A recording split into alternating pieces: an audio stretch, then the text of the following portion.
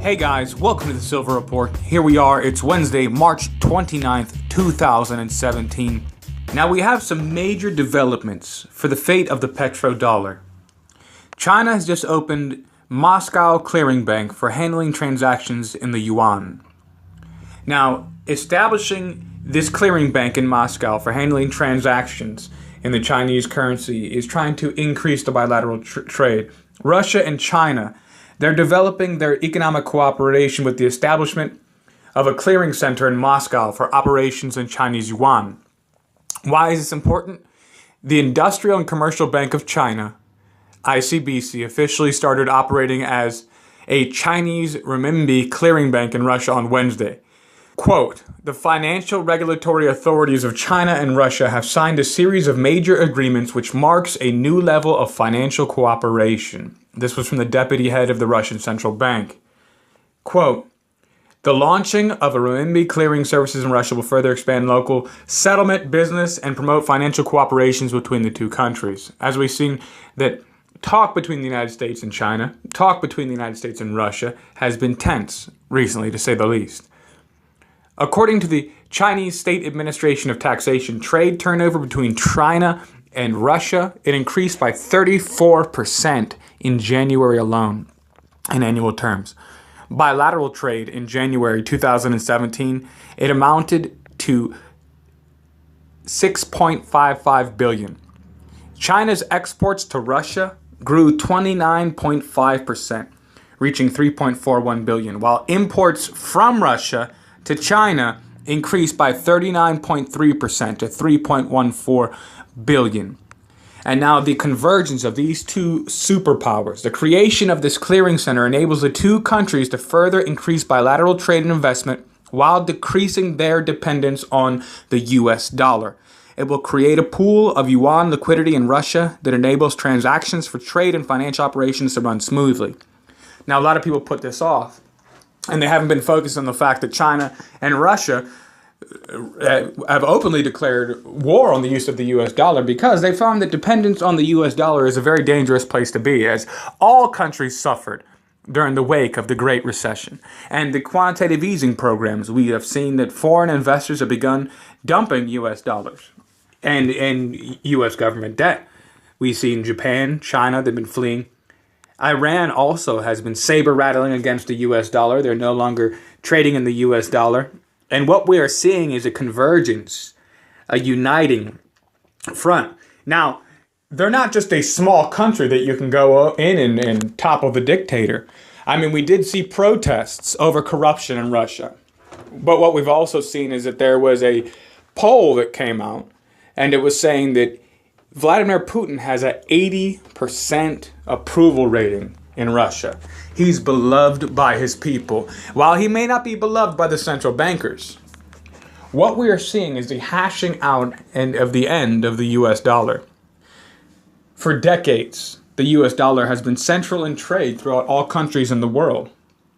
And a lot of these countries have been unable to remove themselves from the dominance of the US dollar.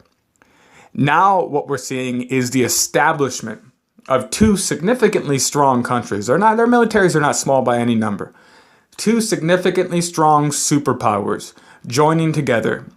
China, they weren't even really be considered a power only 20 years ago, but ever since the signing of free trade, they've grown to now, some months, the largest economy in the world. Their growth rate is still higher. They will pass the United States GDP. And they're already bordered. They're already neck and neck. It's like a race, a photo finish, just to see who's more powerful right now. So these two countries joining together and the hashing out. Now, we saw the fallout during the G20s, and they were discussing how they needed to come to an agreement on Donald Trump's trade principles, Donald Trump's trade policies, his America First stance, why that's so dangerous. And China, they've been right there, nibbling at the bit, talking about we're ready to step in and take control of the United States' place at the table. We're ready to take control of the world economy. And so hashing out this plan to be able to remove the US dollar in their daily transactions, it actually saves them. It saves them some of the risk that's involved in being in US dollars. But What we are failing to comprehend is the fact that these dollars will come home. The large amount that they hold in reserves in order to be able to transact their oil business, Russia is a major oil producing country, is immense. You add Iran with their natural gas, it's immense. There's a flood of US dollars returning home. What we're going to see is a greater depreciation and inflation within the United States, which could lead to hyperinflation. Should Saudi Arabia continue on with their plan to move over towards gold, as we see that the Sharia gold exchange is coming online. Now, should this continue to develop rapidly, we could see within this country the inability to purchase goods with US dollars. People laugh at the idea of $1,000 an ounce silver. It's just a big joke. What that really means, despite what the debt clock says, usdebtclock.org, what the real value of silver is, what that really means is that our currency has died. At which point, your dollars will buy nothing. Your dollars will buy nothing. You won't even be able to compare them to things like silver and gold, which will increase significantly in value. As we see that around the world, that is interesting that people brought up, your gold won't be able to buy you a pack of soup. Around the world, these countries and central banks have been amassing gold on a huge level. They're attempting to acquire as much physical gold. All of these countries are trying to repatriatize their gold, bring it back into their country. They want to hold their gold because they see what's coming.